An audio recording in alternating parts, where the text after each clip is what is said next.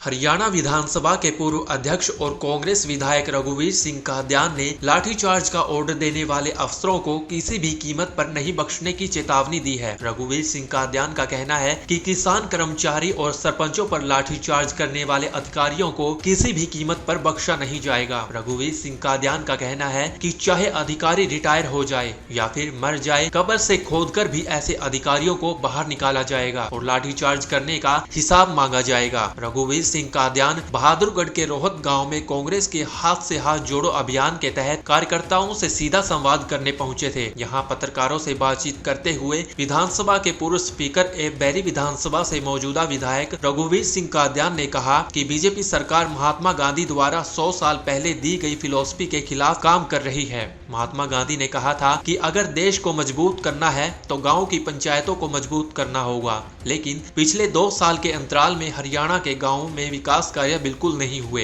और केंद्र सरकार द्वारा गांव के विकास के लिए प्रदान की गई 80% ग्रांट लैप्स हो गई और अब सरकार ई टेंडरिंग प्रणाली लेकर आई है, जिसका सरपंच विरोध कर रहे हैं। रघुवीर सिंह कादियान का कहना है कि वे सभी भी ई टेंडरिंग प्रणाली के खिलाफ हैं। रघुवीर सिंह कादियान का यह भी कहना है कि सरकार चुने हुए प्रतिनिधियों पर लाठी बरसा रही है। उनकी सरकार आने पर लाठीचार्ज का आदेश देने वाले अधिकारियों के खिलाफ सख्त कार्रवाई अमल में लाई जाएगी। इतना ही नहीं, उन्होंने सरपंचों पर हुए लाठीचार्ज की निंदा की है। रघुवीर सिंह कादियान का कहना है कि संवाद से समाधान निकल सकता है, लेकिन बीजेपी सरकार लोकतंत्र की हत्या करने में लगी हुई है। प्रदेश सरकार बीजेपी सरकार लाठीचार्ज के बाद सरपंचों से संवाद करने की कोशिश कर रही है, जो कि ठीक नहीं है। पूर्व विधानसभा स्पीकर रघुवीर सिंह कादियान का कहना है कि कांग्रेस नेता राहुल गांधी ने लोकतंत्र को बचाने के लिए भारत जोड़ो यात्रा का शुभारंभ किया था और अब प्रदेश में कांग्रेस बीजेपी सरकार की कारगुजारी से लोगों को अवगत करवाने के लिए हाथ से हाथ जोड़ो अभियान चला रही है।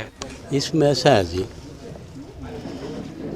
अब जो राहुल जी ने भारत जोड़ो यात्रा शुरू करी थी, वो इसी बात को लेकर थी कि भाई एक तो धर्म के नाम से पोलराइजेशन हो रही है, पर देश को बांटा जा रहा है, नफरत फैलाई जा रही है, और दूसरा संवैधानिक संस्थाएं जो हैं उनका इस्तेमाल राजनीतिक लोगों के खिलाफ हो रहा है।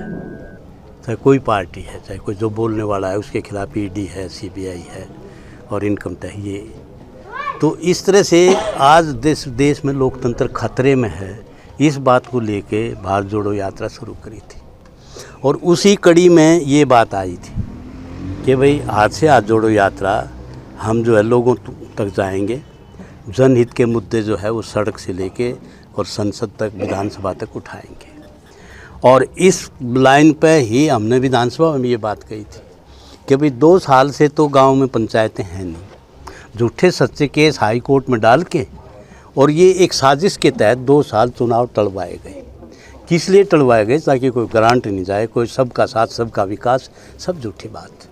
जब 80% हरियाणा गाँव में रहता है, गांव में कोई विकास की ईंट लगी नहीं। ये खड़े हैं सारे, पूछो आप सबसे। 2 साल से 2.5 सरपंच नहीं है तो विकास की।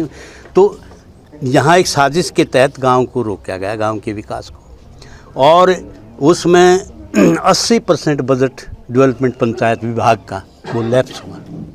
HRDF का 1 पैसा ग्रांट के रूप में जो गाँव के लिए जाता है, 1 पैसा डिस्ट्रीब्यूट नहीं हुआ।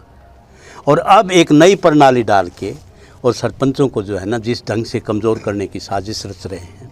महात्मा गांधी का सपना आज से 100 साल पहले उन्होंने एक बात कही थी कि अगर देश को मजबूत करना है तो गांव की पंचायत मजबूत होंगी तो देश मजबूत होगा। एक फिलोसफी दी थी। उस फिलोसफी को राजीव गांधी ने 73rd अमेंडमेंट हुई थी कॉन्स्टिट्यूशन में, उस अमेंडमेंट के तहत decentralisation of the power to the grass root वो किया था। भाई इन एक पावर जाएगी, वो पावर 73rd अमेंडमेंट 1992 में आई थी। और अब जिस ढंग से मतलब इनकी जो ताकत थी उसको कमज़ोर करने की एक साजिश हो रही है। गांधी की फिलॉसफी के खिलाफ जो है ये सरकार चल रही है, लोकतंत्र की हत्या करने का काम कर रही है। Bureau report, daily post, Haryana.